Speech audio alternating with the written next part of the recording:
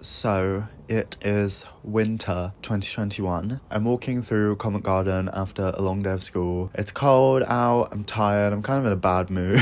So I'm sort of just like lethargically walking down the street, getting ready to get the bus back to the boarding house. And just away from me, I see this woman who is dressed up in kind of glam. She's got this long ponytail and she has like a gold sparkly dress on. So I look at this woman and I smile at her and she smiles at me. I'm like, oh, that was nice.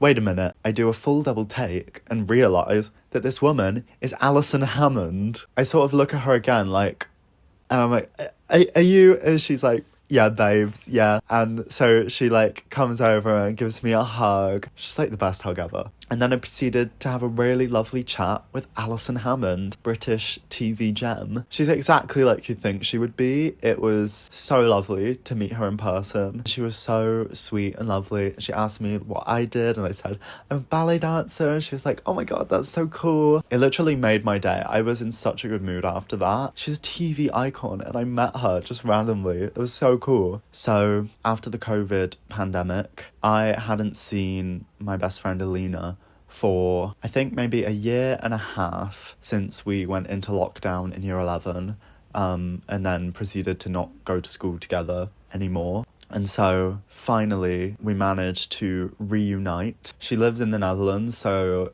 it was kind of difficult for us to arrange any kind of meeting during COVID times for obvious reasons. I remember that morning she texted me when she was driving and said that there had been some problem with her papers or something and she actually wasn't going to be able to make it. I'm going to shut the windows because it's really loud. And I remember being devastated, thinking that I've been counting down all this time waiting to see my best friend for the first time in ages. I got that text before ballet class, so for the next hour and a half of class I was just in a completely foul mood. And then I check my phone after class and she says actually it's all fine, she made it through and it's gonna be okay. And I just remember the relief I felt and the excitement knowing I was going to see my best friend again. It was so weird seeing her face in person for the first time in a year and a half. We had FaceTimed a lot, but it was just so weird being with her again.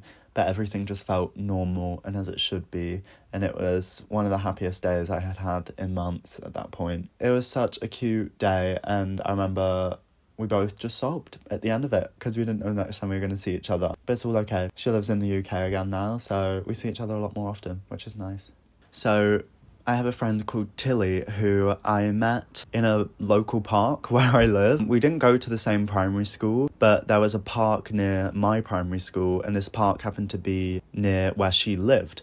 So every day after school, we'd kind of end up at this park at the same time. And we started just playing together one day and we became friends. How lovely. Our parents were also friends as well. So we would hang out a lot. One of the traditions we kind of started was we would go on a little seaside trip every summer. We started going to Weston-super-Mare because it's kind of close to where we live. And we would go and spend a day there and just have the perfect British seaside day, you know, fish and chips, fresh donuts, slushies, ice cream, arcade games, going on the pier, going on the beach in the sand. It was just lovely. It was a tradition that we did for like a few years and it was just great. I always used to look forward to it so much. So when I was in second year, I began going to Saturday school in the morning with Bella and Casper. Like I would get the bus with them and they introduced me to the wonderful game of bus roulette. So basically at the time we had the like 16 and under oysters. We got on the bus for free basically. And so on a Saturday morning when we weren't in any particular rush to get to school, we didn't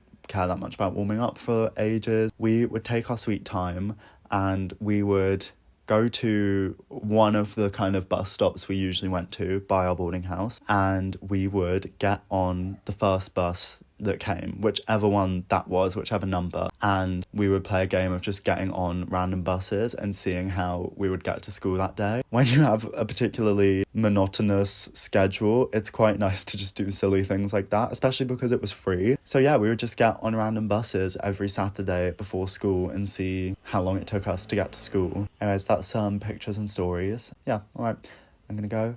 Happy Vida, and I'll see you tomorrow. Goodbye.